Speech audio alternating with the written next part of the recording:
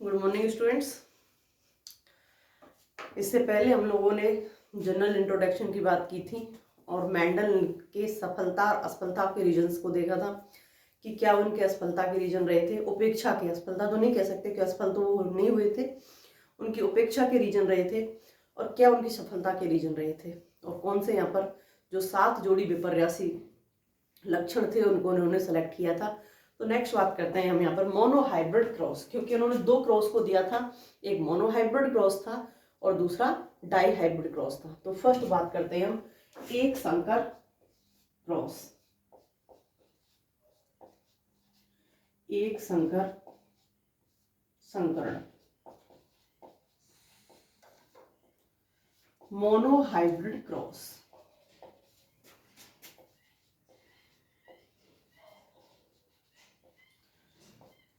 जब एक जोड़ी विपर्यासी गुण को लेकर के, एक जोड़ी कॉन्ट्रास्ट कैरेक्टर को लेकर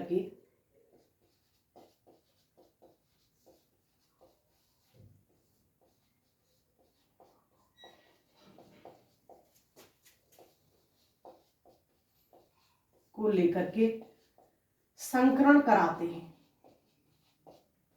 संकरण कराते हैं, तो क्या कहलाता है? मोनोहाइब्रिड क्रॉस कहलाता है। मोनोहाइब्रिड क्रॉस कहलाता है। क्योंकि इससे पहले लेक्चर में भी मैंने आपको बताया था, अगर 2 लक्षणों को लेकर के करा रहे हैं तो डाईहाइब्रिड क्रॉस, और एक लक्षण को लेकर के हम करा रहे हैं तो यहाँ पर मोनोहाइब्रिड क्रॉस। अब यहाँ पर एक लक्षण को लेकर के जो इन्होंने कराया था वो था प्लांट्स के लंबेपन का गुण, लंबापन। यहाँ पादप के जो लंबेपन को लेकर के इन्होंने टॉलनेस को लेकर के जो बात की थी यहाँ पर लंबेपन को, तो इन्होंने जो प्रभावी लिए थे वो प्रभावी लिए थे लंबे, और जो अप्रभावी लिए थे वो गुण था यहाँ बौने का। जो अप्रभावी गुण था वो पादप कैसा था? बौना। यहां हम होमोजाइगस अवस्था देखते हैं, शुद्ध है तो होमोजाइगस अवस्था, और यहाँ पर अशुद्ध है, जैसे अशुद्ध लंबे आएंगे अभी, तो उसमें क्या होती है? हेट्रोजाइगस अवस्था। होमोजाइगस अवस्था में जैसे लंबे है, लंबे को हमने किससे प्रदर्शित किया था? टी से। यहाँ पर उन्होंने टी से प्रदर्शित किया था इसको, तो यहाँ होमोजाइगस अवस्था में इसको टी, कैपिटल टी से, और इसको इसको होमोजाइगस अवस्था में स्मॉल टी से यहाँ पर निरूपित किया था। यहाँ इसको कैपिटल टी से शो किया है, इसको यहाँ स्मॉल टी से शो किया है। तो इन्होंने जब लंबे और बौने का जहाँ क्रॉस कराया, क्रॉस कराने के बाद में जब देखा तो यहाँ पर जो प्रथम पीढ़ी प्राप्त होती है वो प्रथम पीढ़ी प्राप्त होती है यहाँ पर लंबे प्लांट की, और ये लंबे पादप थे हेट्रोजाइगस अवस्था में, या फिर कह सकते हैं अशुद्ध लंबे। तो यहाँ इस पीढ़ी को हम किससे शो कर सकते हैं? पी, पेरेंट्स जनरेशन, जनक पीढ़ी। अब ये हमको प्राप्त हुई है, ये कौन सी है? F1 generation. जब इस F1 जनरेशन का इन्होंने सेल्फ पॉलिनेशन कराया, सेल्फ पॉलिनेशन कराया, तो यहां पर अब इसके गैमेट बनेंगे। तो स्टूडेंट्स गैमेट कैसे बनेंगे? 2 बनेंगे। यहां अगर हम गैमेट की बात करते हैं तो टी और टी के 2 गैमेट बनेंगे, एक कैपिटल टी और दूसरा स्मॉल टी। यहां पर 2 गैमेट बनते हैं।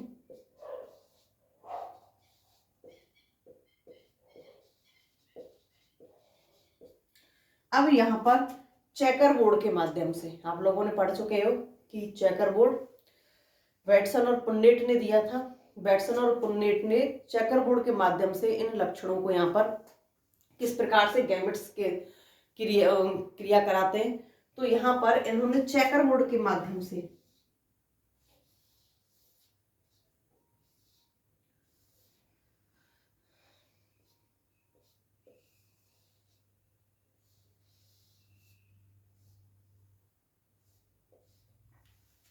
यहाँ पर जब हम चेकर बोर्ड बनाते हैं स्टूडेंट्स, तो इस वाली सीरीज में लेते हैं मेल को और इस वाली सीरीज में लेते हैं फीमेल को। तो यहाँ पर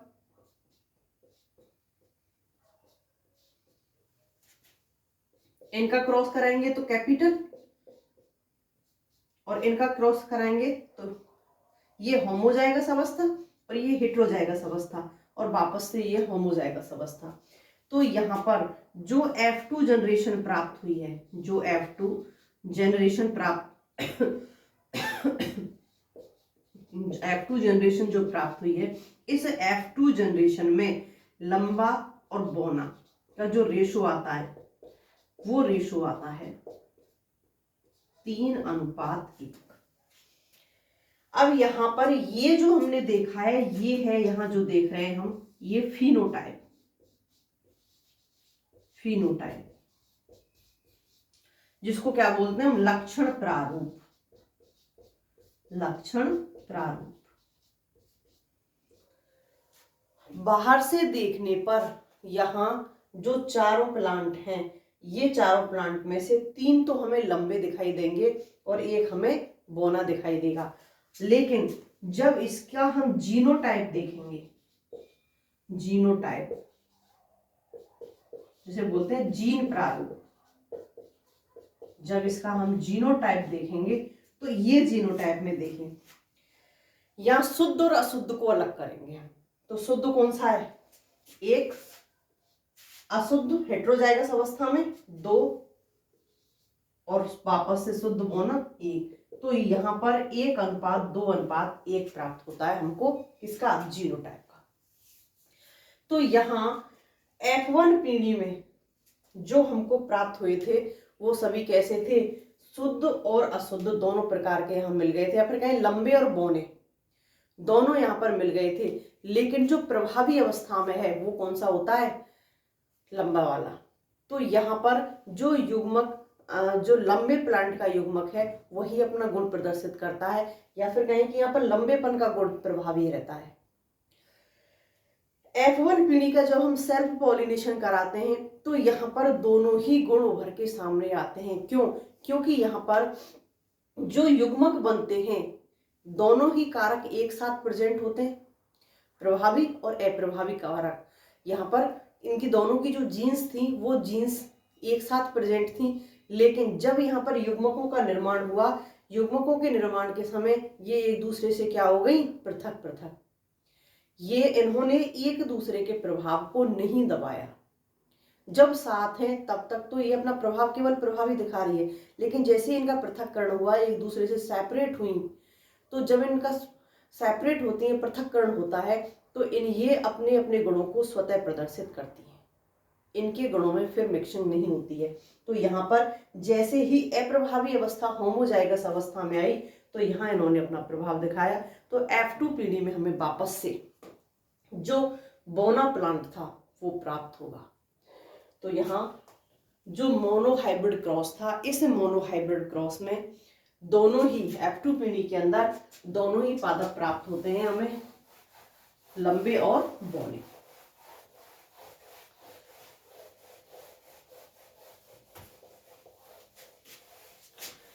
इन्होंने यहां पर 2 चीजों को समझाया था, क्योंकि आगे जब हम इनके नियमों की बात करेंगे तो स्टूडेंट्स यहाँ पर 2 नियमों की बात करेंगे, एक तो प्रभावता के नियम की और दूसरे करेंगे यहाँ पर पृथक्करण के नियम की। क्योंकि मोनोहाइब्रिड क्रॉस से इन्होंने 2 चीजों को समझा दिया कि जो प्रभावी है वो अपना प्रभाव दिखाएगा, होमोजाइगस अवस्था में तो भी दिखाएगा और हेटेरोजाइगस अवस्था में तो भी दिखाया। दूसरी चीज इन्होंने बताई थी कि जब पृथक्करण होगा युग्मकों का, युग्मक जब अलग अलग होते हैं मियोसिस के टाइम में, तो वो अपने अपने गुणों को लेकर के अलग होते हैं। पृथक्करण के टाइम उनके जो खुद के गुण थे उन गुणों की कहीं भी मिक्सिंग नहीं होती है, अपने गुणों के साथ में सेपरेटली अलग अलग हो जाते हैं, और जो उनके गुण थे नेचुरल रूप में वही हमें दिखाई देते हैं पीछे जब वो होमोजाइगस अवस्था में आएंगे। ये मेनली किसके लिए बोला था, अप्रभावी के लिए, क्योंकि जब अप्रभावी अपनी होमोजाइगस अवस्था में आएगा तो वो अपना प्रभाव प्रकट करेगा। तो यहाँ मोनोहाइब्रिड क्रॉस से इन्होंने 2 नियम दिए थे, तीसरा जो नियम दिया था वो दिया था इन्होंने डाई हाइब्रिड क्रॉस से। तो नेक्स्ट देखते हैं सेकंड, डाई हाइब्रिड क्रॉस, द्वैसंकर संकरण।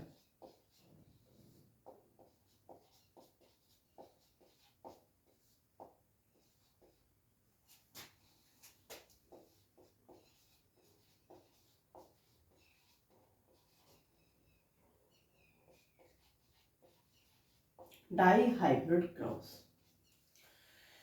यहां मेंडल ने जब डाई हाइब्रिड क्रॉस को कराया था तो यहां दो जोड़ी विपर्यासी गुणों को लिया था, दो जोड़ी।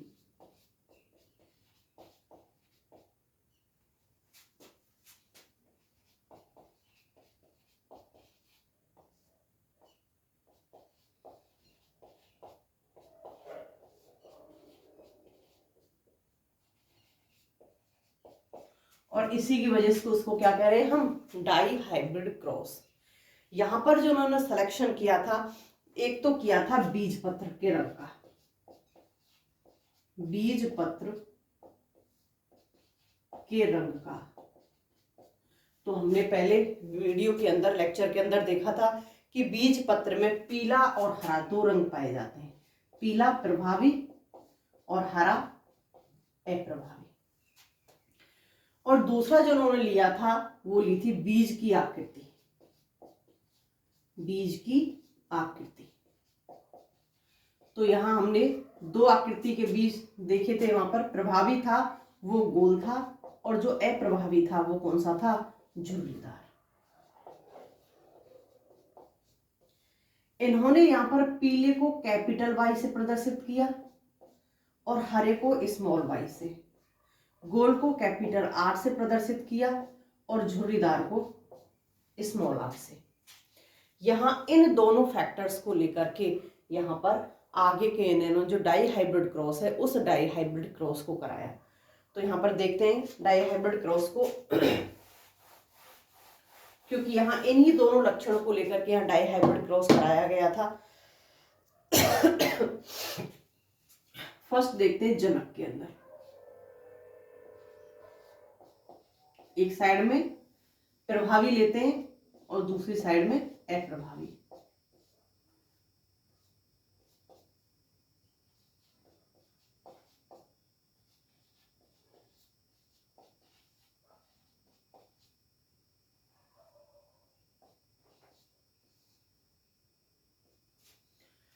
ये क्या है, जनक।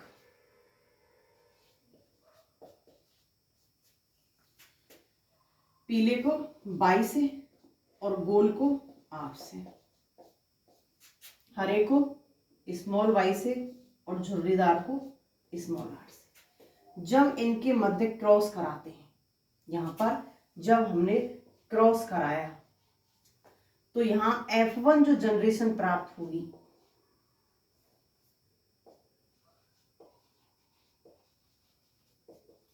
इस F1 जनरेशन में क्या होगा, गैमेट बनेंगे।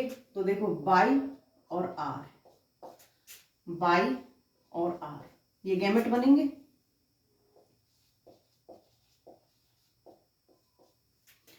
तो यहां पर क्या आ जाएगा,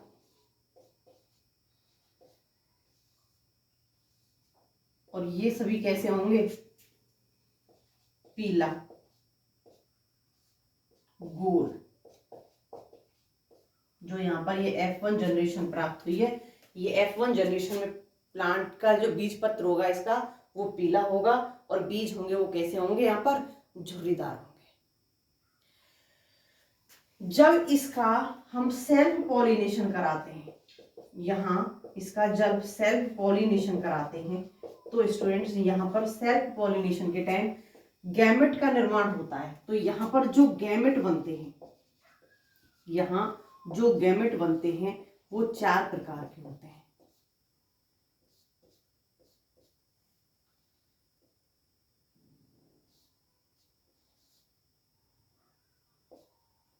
इधर लेते हैं इसको, गैमेट्स को।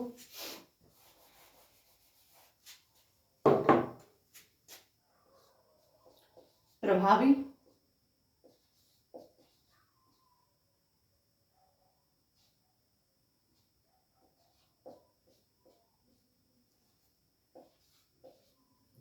तो यहाँ पर ये अप्रभावी, ये होमोजाइगस या शुद्ध प्रभावी, ये अशुद्ध प्रभावी। तो यहाँ पर ये 4 प्रकार के गैमेट्स बनते हैं। जब इन चारों प्रकार के गैमेट्स को हम चेकर बोर्ड के अंदर व्यवस्थित करते हैं तो यहाँ पर जो हमें प्राप्त होता है चेकर बोर्ड में, क्योंकि यहाँ पर क्या रेशो आएगा, पहले चेकर बोर्ड बनाते हैं फिर देखेंगे रेशो।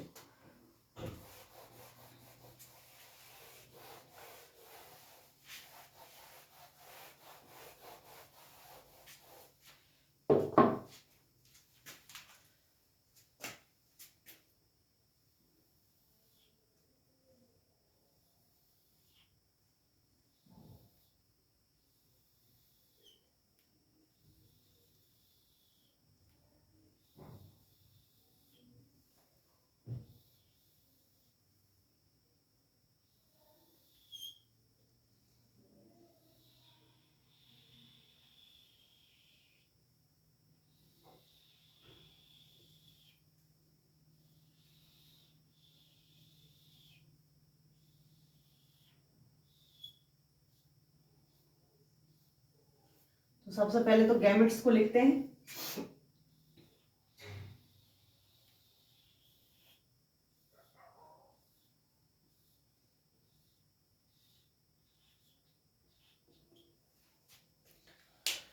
हमें यहाँ पर 4 प्रकार के गैमेट्स प्राप्त हुए और इन चारों प्रकार के गैमेट्स को कैपिटल वाई और कैपिटल आर, कैपिटल वाई और capital R, small Y capital R, यहाँ दूसरे उसमें स्मॉल वाई और कैपिटल आर, फिर कैपिटल वाई स्मॉल आर और यहाँ पर दोनों स्मॉल। सेम यही रेशो इधर रखेंगे हम।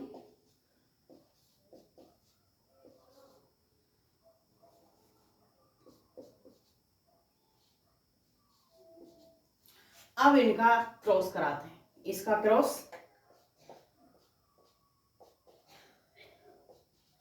अब इसका क्रॉस, क्योंकि इसका इससे कराएंगे अब। Capital small, capital capital, capital capital, capital और स्मॉल।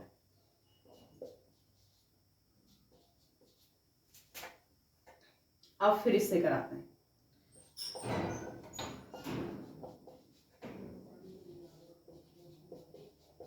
क्योंकि जब हम यह क्रॉस करा रहे हैं स्टूडेंट्स, तो हमको याद रखना है कि यहाँ हमको अगर कोई भी गलती हो गई तो यहाँ पर लक्षण चेंज हो जाएगा। किसी भी गलती से, हमारी एक गलती से यहाँ पर इनका जो करेक्टर है वो करेक्टर चेंज हो जाएगा।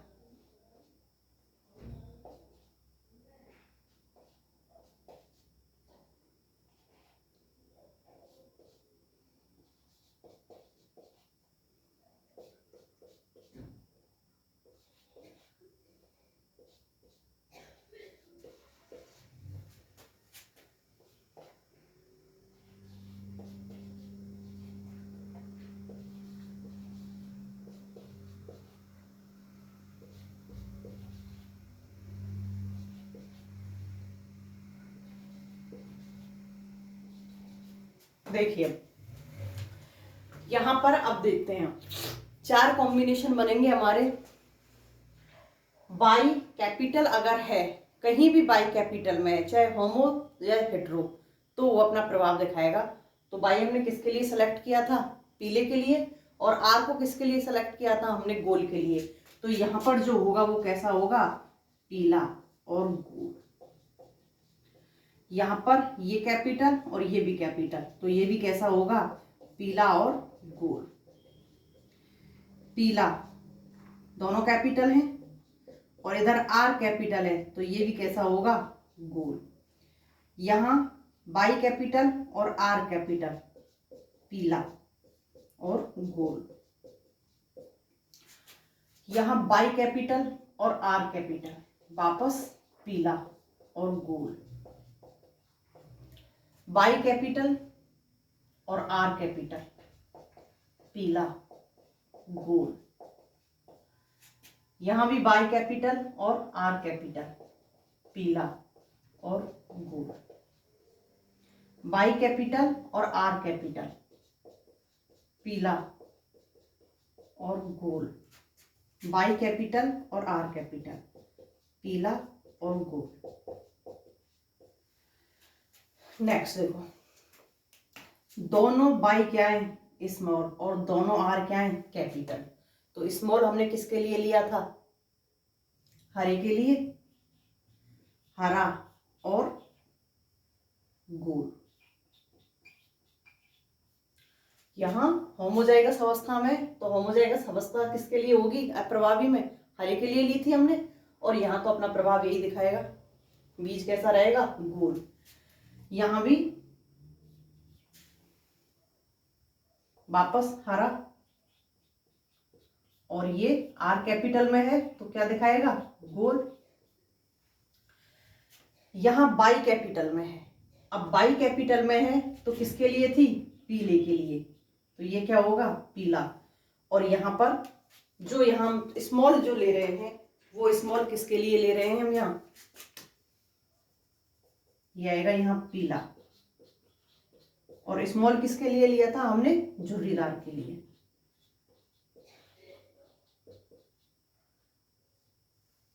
यहां बाई कैपिटल, बाई किसको दिखाएगी, पीले को, और यहां दोनों आर क्या है, स्मॉल, तो ये क्या होगा, पीला,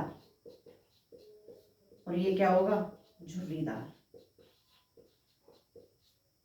पीला और झुर्रीदार। वापस से ये बाई कैपिटल है तो किसका दिखाएगा, पीला, और आर दोनों स्मॉल है तो किसको दिखाएगा, झुर्रीदार। अब यहां पर बचा दोनों बाई स्मॉल, तो किसको दिखा रही हैं दोनों बाई स्मॉल, हरा, और आर कैपिटल, गोल। और यहां ये क्या आएगा,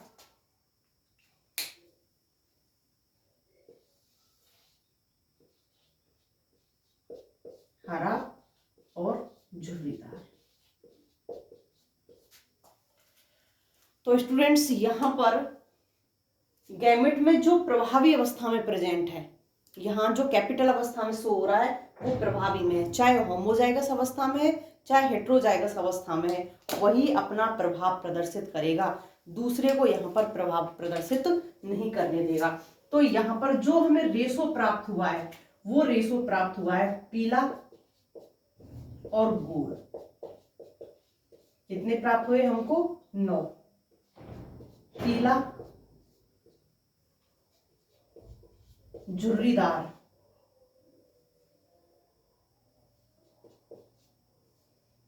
और दूसरा प्राप्त हुआ है हरा और गोल, हरा और झुर्रीदार, झुर्रीदार। तो ये भी 3, ये भी 3 और ये 1। तो जो अनुपात प्राप्त हुआ था वो 9:3:3:1। तो ये जो हमें प्राप्त हुआ है इसको कहते हैं हम फिनोटाइप। ये हमें इसका लक्षण प्रारूप प्राप्त हुआ था।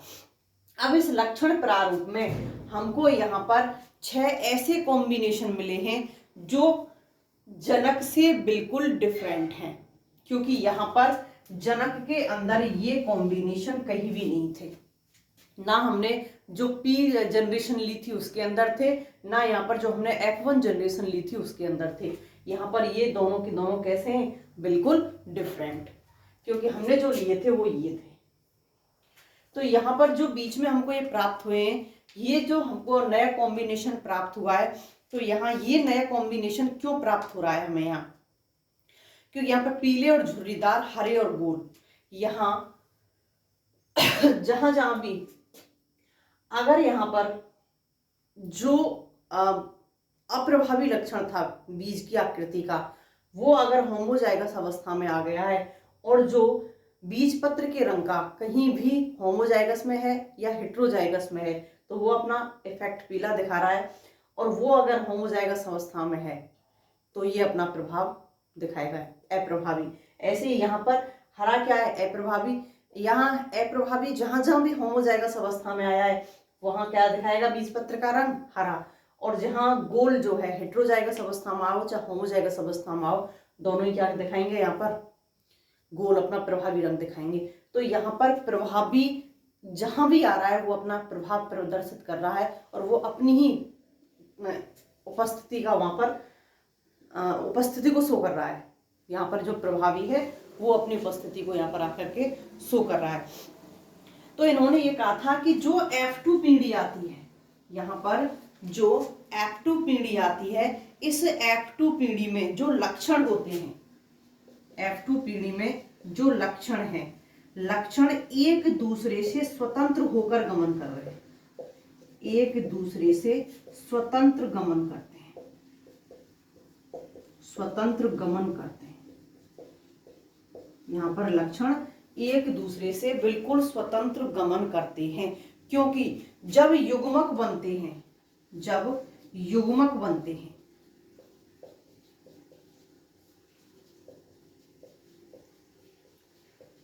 युग्मक बनते हैं तो यहाँ पर इनके कारक अलग हो जाते हैं, इनके कारक अलग हो जाते हैं, अलग हो जाते हैं। जिसलिए इन्होंने इसको क्या कहा था कि यहाँ पर कारकों का या यहाँ पर लक्षणों का स्वतंत्र अपव्यूहन होता है, जो मेंडल ने थर्ड नियम दिया था, स्वतंत्र अपव्यूहन का नियम।